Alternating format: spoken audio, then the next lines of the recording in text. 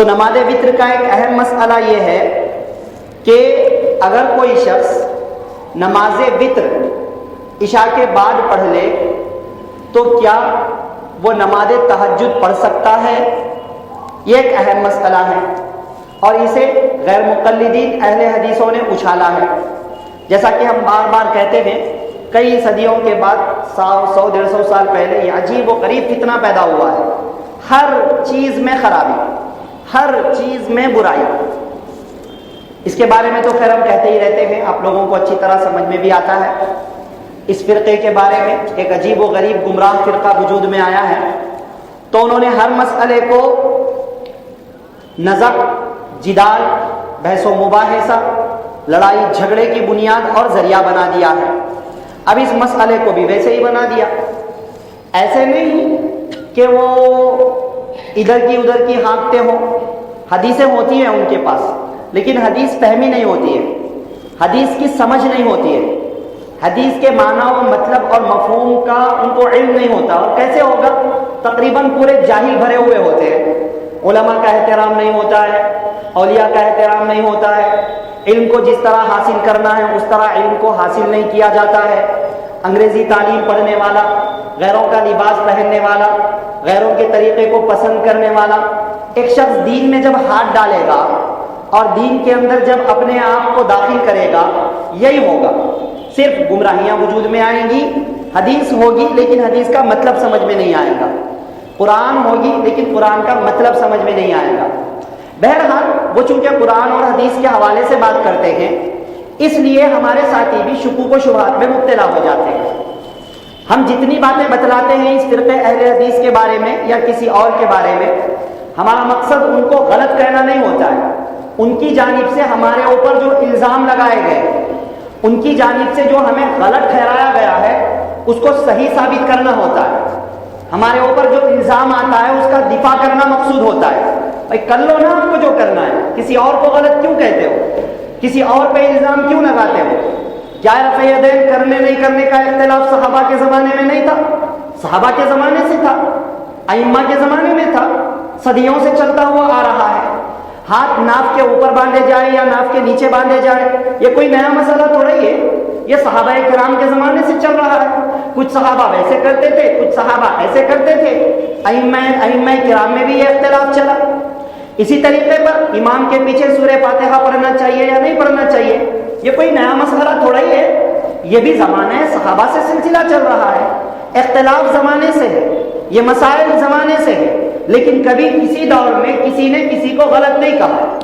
حنفی نے شافعی کو گمراہ نہیں کہا، شافعی نے حنفی کو گمراہ نہیں کہا، حنبلی نے مالکی کو گمراہ نہیں کہا، مالکی نے حنبلی کو گمراہ نہیں کہا. یہ 100-150 سال پہلے یہ لوگ وجود میں آئے، اپنے علاوہ سب گمراہ. یہ ایک غلط تصور، غلط بنیاد امت میں رکھ رہے ہیں. بہرحال اس طرح کی بہت ساری باتیں انہوں نے پھیلائیں. ان باتوں میں سے ایک بات یہ بھی ہے کہ اگر کوئی شخص عشاء کی نماز کے بعد وتر کی نماز پڑھ لے تو پھر وہ نماز تہجد نہیں پڑھ سکتا ہے. اب کوئی اور نفل نماز وہ نہیں پڑھ سکتا ہے. کیوں؟ 2 دلیلیں وہ پیش کرتے ہیں. ایک دلیل بخاری شریف کی حدیث ہے، حدیث نمبر 943. عبداللہ بن عمر رضی اللہ تعالی عنہ فرماتے ہیں کہ اللہ کے نبی صلی اللہ علیہ وسلم نے ارشاد فرمایا، اجعلوا آخر صلاتکم من اللیل وطرا، تم اپنی رات کی نمازوں میں آخری نماز وتر کی نماز کو بناؤ.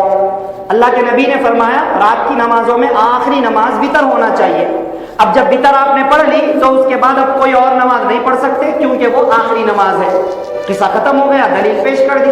اب ہمارے ساتھیوں کو مطلب معلوم نہیں ہوتا، رہے اوہ حدیث پیش کر دیے صاحب، اب بڑے پریشان. اب پریشان ہو کر کے کم سے کم مسئلہ سمجھنے کے لیے تو آتے علماء کی خدمت میں. نہیں، ایک حدیث مل گئی، اب مسئلہ سمجھنے کے لیے نہیں آتے، جھگڑنے کے لیے آتے ہیں. اب مسئلے کو صحیح کھولنے کے لیے نہیں آتے بلکہ اپنی بات بتانے اور منوانے کے لیے آتے ہیں. غلط بات ہے بھائی، ہماری نظروں سے یہ حدیث نہیں گزری کیا؟ یہ حدیث پڑھے بغیر عالم بن گئے، یہ حدیث پڑھے بغیر مفتی بن گئے، ایسے کیسے ہو سکتا ہے؟ حدیث زمانے سے ہے، اس کا مطلب بھی ہے. بہرحال ایک حدیث یہ پیش کرتے ہیں. اور دوسری حدیث وہی جو گزشتہ بتلائی گئی بخاری شریف کی. امی جان عائشہ رضی اللہ عنہا سے ایک صحابی نے پوچھا کہ اللہ کے نبی صلی اللہ علیہ وسلم رمضان میں نماز تہجد کیسے پڑھا کرتے تھے؟ تو امی جان عائشہ رضی اللہ عنہا نے فرمایا کہ رمضان ہو یا غیر رمضان ہو، اللہ کے نبی صلی اللہ علیہ وسلم 11 رکعت پڑھتے تھے، 8 رکعت تہجد کی نماز پڑھتے تھے، اس کے بعد پھر 3 رکعت وتر کی نماز پڑھتے تھے۔ تو آپ صلی اللہ علیہ وسلم کا عمل اور پریکٹیکلی بھی آپ نے بتلایا کہ وتر کی نماز آخر میں ہونی چاہیے، اقوال میں، ورڈز میں، ارشادات میں بھی آپ نے فرمایا وتر کی نماز آخری میں پڑھو۔ پتہ یہ چلا ان سب باتوں سے کہ وتر کی نماز آخری ہونی چاہیے۔ اگر کوئی عشاء کی نماز کے بعد وتر کی نماز پڑھ لے تو پھر وہ کوئی نفل نماز وغیرہ نہیں پڑھنا چاہیے، یہ مطلب اس کا نکالا گیا۔ حالانکہ ان حدیثوں میں یہ کہیں نہیں کہا گیا کہ وتر کے بعد نفل نہیں پڑھ سکتے، وتر کے بعد تہجد نہیں پڑھ سکتے، یہ کہیں پر بھی نہیں کہا گیا ہے۔ صرف اتنا بتلایا گیا ہے کہ آخری نماز وتر کی نماز رکھو۔ اگر کوئی شخص نہ رکھے اور وتر پہلے پڑھ لے اور بعد میں اس کے بعد تہجد پڑھے تو ہوگی نہیں ہوگی، وہ مسئلہ اس میں ہے ہی نہیں، اس مسئلے کا ذکر ان احادیث میں ہے ہی نہیں۔ نماز تہجد کے اہتمام کے بارے میں تو ہم نے گزشتہ قرآن کی آیات بتلائی، ارشادات بتلائے، اس میں کہیں پر بھی یہ نہیں بتلایا گیا ہے کہ نماز تہجد وتر سے پہلے پڑھو۔ اگر اتنا ضروری اور اہم مسئلہ ہوتا کہ وتر کے بعد نماز تہجد جائز نہ ہوتی تو کیا اللہ کے نبی صلی اللہ علیہ وسلم اس کو صاف الفاظ میں ارشاد نہ فرماتے؟ اگر وہ حرام ہوتا تو کیا آپ صلی اللہ علیہ وسلم یہ بات صحابہ کو نہیں بتلاتے؟ بھائی دین کامل و مکمل ہے، تو کیا نعوذ باللہ اللہ کے نبی نے یہ ایک حکم چھوڑ دیا؟ کیا اللہ کے نبی صلی اللہ علیہ وسلم نے صحابہ کو ایک حکم سے محروم کر دیا؟ اللہ کے نبی پر الزام ہو جائے گا۔ اس وجہ سے یہ دو حدیثیں تو اپنی جگہ ہیں، اور ان دونوں حدیثوں کا صرف مطلب اتنا ہے وتر کی نماز کو تہجد کے بعد پڑھنا افضل ہے، بہتر ہے، کیونکہ یہ نبی کا طریقہ تھا اور نبی صلی اللہ علیہ وسلم نے ایسا کرنے کے لیے ارشاد فرمایا ہے۔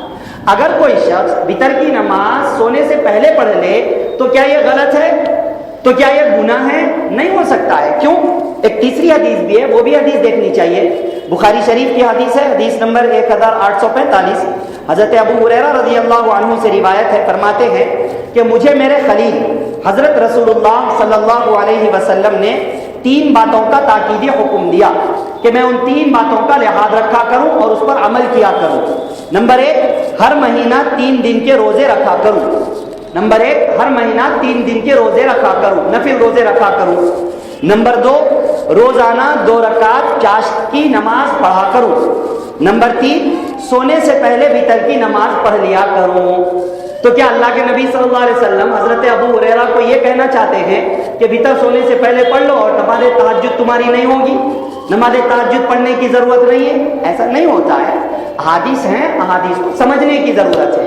بہرحال ان ساری روایات کو ملا کر کے مسئلہ یہ نکلا کہ اگر کسی شخص کو تہجد میں اٹھنے کا یقین نہ ہو تو اس کے لیے بہتر یہ ہے، بلکہ ضروری ہے کہ وہ وتر کی نماز پہلے پڑھ لے، عشاء کے بعد سونے سے پہلے پڑھ لے، کیونکہ وہ واجب ہے۔ واجب نہیں کرے گا تو گناہگار قرار دیا جائے گا، اور تہجد نفل ہے، سنت ہے، مستحب ہے، پڑھے گا تو اجر ہے، نہیں پڑھے گا تو کوئی گناہ کی بات نہیں ہے۔ لیکن جس شخص کو تہجد میں اٹھنے کی عادت ہو تو اس کے لیے ان دونوں حدیثوں کی وجہ سے بہتر یہ ہے، افضل یہ ہے، مستحب یہ ہے کہ وہ وتر کی نماز کو بعد میں پڑھا کرے۔ بس اتنا ہی مسئلہ ہے، اس سے زیادہ اس مسئلے کی کوئی حقیقت نہیں، حرام کی بات نہیں، ناجائز کی بات نہیں، کوئی نہیں ہے۔ بس امت میں گنجائش ہے، جن مسائل میں اللہ کے نبی صلی اللہ علیہ وسلم نے گنجائش رکھی ہے، امت کے لیے بھی ان مسائل میں گنجائش رکھنی چاہیے۔ ان مسائل کے اندر تنگی پیدا نہیں کرنا چاہیے۔ اگر کوئی حرام کی بات کہہ دے، اگر کوئی ناجائز کی بات کہہ دے، نعوذ باللہ اللہ کے نبی پہ الزام لگانے والا ہے۔ الغرض یہ وتر کی نماز کے بارے میں اور تہجد کے بارے میں ایک اہم مسئلہ تھا، اس کو ذہن میں رکھیں۔